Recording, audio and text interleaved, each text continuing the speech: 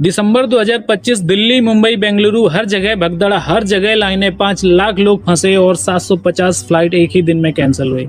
कुल मिलाकर 1000 से ज्यादा उड़ानें बंद, बच्चे रो रहे थे, बुजुर्ग थक कर बैठ गए और कई लोगों को पानी तक नहीं मिला।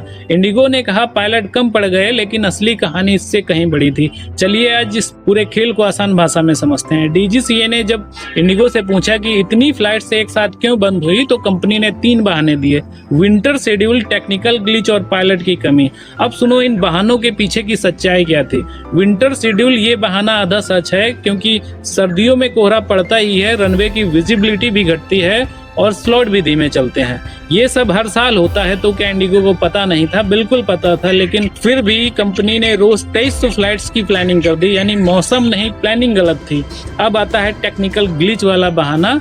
कंपनी ने कहा हमारे सिस्टम में समस्या आ गई है। असल में इसका मतलब था क्रू असाइनमेंट वाला सॉफ्टवेयर गड़बड़ा गया था।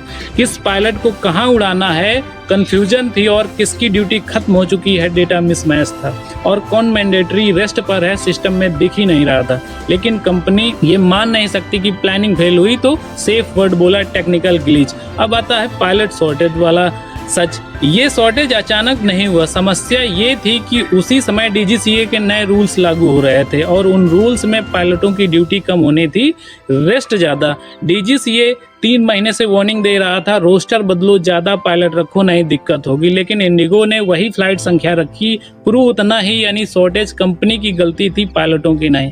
अब समझो डीजीसीए के नए रूल्स क्या थे और क्यों थे। ये रूल्स एयरलाइंस के बिजनेस के लिए नहीं, आपकी सेफ्टी के लिए थे। जिसमें पहला रूल था डे फ्लाइंग। अब सिर्फ 8 घंटे, पहले पायलट 10 से 11 घंटे उड़ाता था, जिसमें फैटिक बढ़ती थी।